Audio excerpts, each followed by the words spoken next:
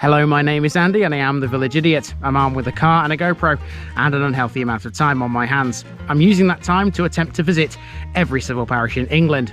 You're watching the Rushcliffe series. This is the southernmost district in Nottinghamshire and it contains 59 civil parishes of England. And there's some corkers down here. Let's dive in and check one out.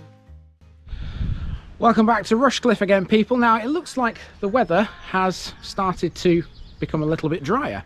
The drizzle and the mizzle, which we've had in the last two episodes out here, seems to have stopped, which means that I should, fingers crossed, not be completely soaked at the end of this walk. This is the longest walk so far in this little run. Now, last week we saw Car Colston and it was quite a busy little village, wasn't it? Lots of traffic flying through it. Well, this is a bit quieter. This is its next door neighbour and it's called Screveton.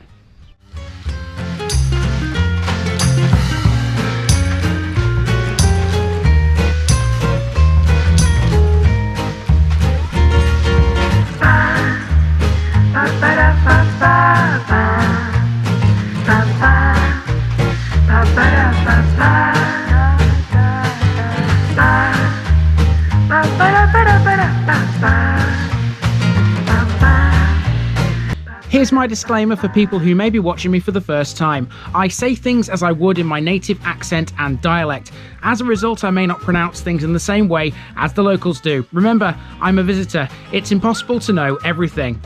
Leave me a comment, spin me a like and bash that subscribe button. Let's get to today's parish video.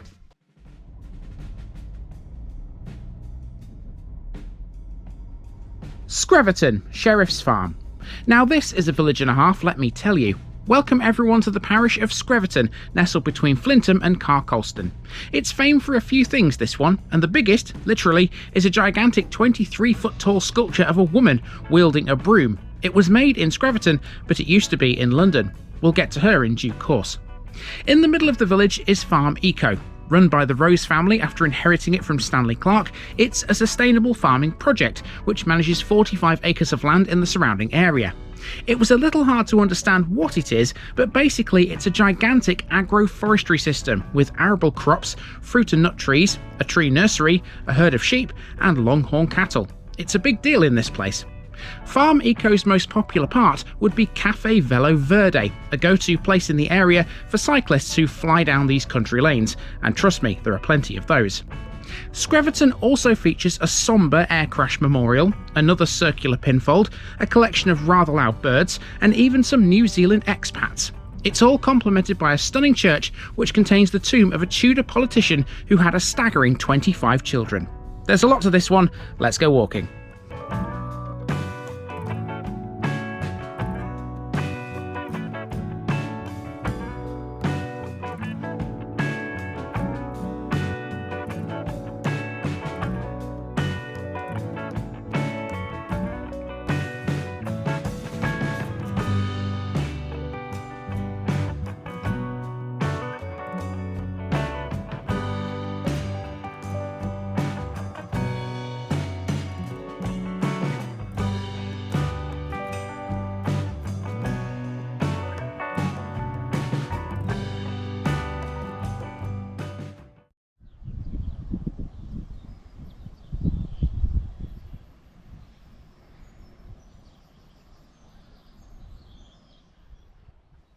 We begin on Hawksworth Road at a house which was proudly displaying both the Union flag and that of New Zealand.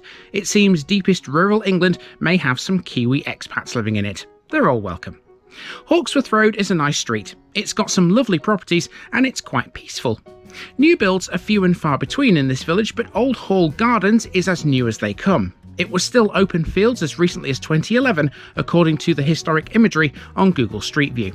It still blends in nicely with its surroundings. Let's turn right at the end of the road and head up a shallow hill. That hill is Flintham Lane, where we find this stone. It's a memorial for a wartime air crash which happened over Screveton on April the 14th, 1944. The two aircraft involved were a Lancaster bomber from RAF Cyclists and an Airspeed Oxford from RAF Wimswold. Both pilots turned their craft away from the village before crashing, sparing those below. The stone is located roughly midway between the two crash sites, and all 11 men died. Now, the memorial isn't the only thing of note on this hill. Behind it is a 23-foot high sculpture known as the Screveton Sweeper. This is one of 4 sculptures which were made in a Screveton-based studio called Shipshape Arts.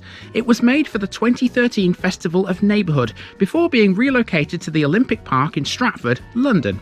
The old woman, broom in hand, is joined by her grandson called Little Boy Joe. The inspiration for the sweepers came from the 2011 London riots, when residents took to the streets with their brooms to help with the cleanup. Now we've come back down the hill and we're about to walk through a farmyard which features the popular Café Velo Verde within FarmEco. Well, it's quite a popular cafe, that, because as I just walked past it there was a massive amount of people that were inside it, and it makes a bit of sense when you look at the car park, because as you can see there's loads of cars parked here along this track, this public footpath which I'm walking down. Can't park everywhere down here though, because there's a working farm here too, and so there are restrictions. If you look here you can see I'm stood at a point where there's no parking at any time, so if you do visit the cafe, just make sure you don't park anywhere where you shouldn't be. Now, researching FarmEco was a little bit difficult to say the least, but from what I can gather, it's the alternative name for home farm. FarmEco is part of a much wider farm whose main aim is to follow sustainable farming practices that enhance the environment. Off Lodge Lane and squirreled away in one corner of FarmEco's entranceway is a bit of information about it all. The history of the place goes back to 1933, when Stanley Clarke first came to Screveton. His daughter and son-in-law, Margaret and Peter Rose, took over from him and in turn passed it on to their son, David, who still runs it all today. Next, here's Screveton Pinfold, a carbon copy of the one in Scarrington. It's Grade 2 listed and stands next to the old schoolhouse. Records show that Screveton had 2 schools. The first was built in 1869 and the second, a public elementary for 20 students, came along in 1890. There's no school today. There is, however, a bus service. There's a brand new on-demand service here which links all these tiny local villages together. It launched earlier this year after successful pilots in Ollerton and Mansfield. Here's the phone box, which has a defib machine. There's a footpath behind this which will be on in a short while. It's basically one long street next, but Knights Close provides a bit of variety in the form of a cul-de-sac. Otherwise, it's a gentle amble along Spring Lane. The white cottage you see here is possibly one of Screveton's 2 former chapels. I'd guess primitive. If so, it was built in 1848. It's not long before you think you're leaving civilization. Indeed, this property here has the rather appropriate name of First House, because there aren't any more immediately after it. This isn't a walk into nothingness though. Screveton's church is a ways away from the village, right on the parish boundary. Okay, so you've got 2 ways to get to the church here. You can actually go on a little road, which is just a bit further up there towards Car Colston, or you can do this. You can come on this footpath, which I've decided to do because it's a bit of a shortcut. So you can see the church there with its tower and its flagpole on top with no flag currently. Let's get a bit closer and see what that's all about, shall we? Screveton's church is dedicated to St Wilfrid and dates from the 13th century, although the tower is a little later.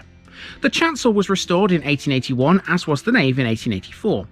St Wilfrid's most interesting feature is an alabaster tomb, the final resting place of Richard Worley, a politician in the Tudor period.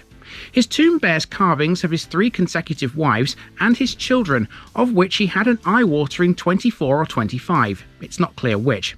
He was educated at St John's College, Cambridge, and was one of the Nottinghamshire gentry involved in the contentious dissolution of Lenton Priory in 1538. The nearby property with the herringbone brickwork is the Grade 2 listed Old Priest's House, which dates from 1607. That makes it the oldest residence in the village. We've now got to make our way back to the phone box, and to do that we have to negotiate this rather overgrown path around the rear of it. This was pretty challenging at first, but it did eventually get better. There's a small pond off to the left, likely part of the Priest House's grounds. If you keep walking you enter a vast open field. This felt very earthworky underfoot, but there's no record of this ever being anything in a past life. And we return to Spring Lane, and to complete the route all we need to do is follow this to its junction with Hawksworth Road and turn right. There's a few more awesome houses on the way, typically Nottinghamshire in their composition. The taller ones look quite imposing. Now at this point I pass some local wildlife on the road. I'm not a bird expert, so I don't know what these are. Whatever they were though, they were loud, let me tell you. Comment below if you recognise them. Our final act is to get Screveton marked off the Rushcliffe list, and we can do that right here. 31 to go. Okay, it's pretty simple. From this point onwards, all we have to do is walk all the way back down Hawksworth Road and we are done with the parish of Screveton.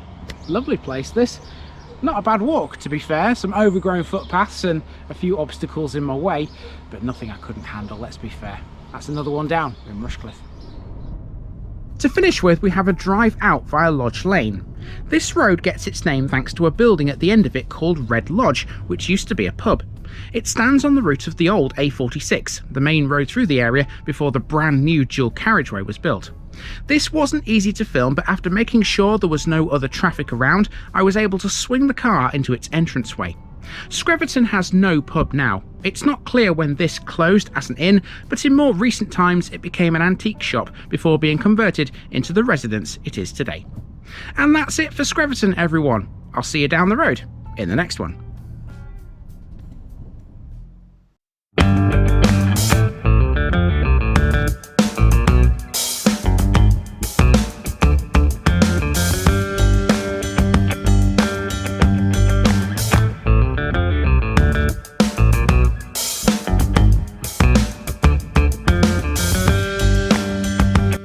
Thanks for watching this video, folks.